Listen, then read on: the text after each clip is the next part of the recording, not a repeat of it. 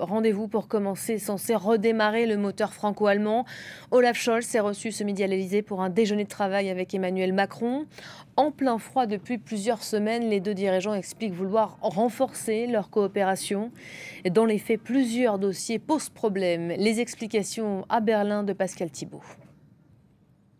On a deux modèles très différents qui s'opposent. En France, on a du mal à comprendre pourquoi l'Allemagne a, durant des décennies, renforcé sa dépendance à l'égard du gaz russe.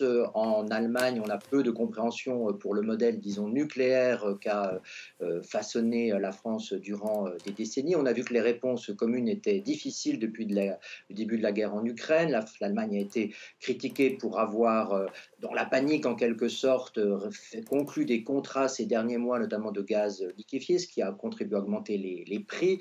L'Allemagne aussi, en raison de cette dépendance, s'oppose à un plafonnement pour du prix, pour l'achat du gaz sur les marchés internationaux, craignant que les fournisseurs aillent voir ailleurs, alors que Paris y est favorable.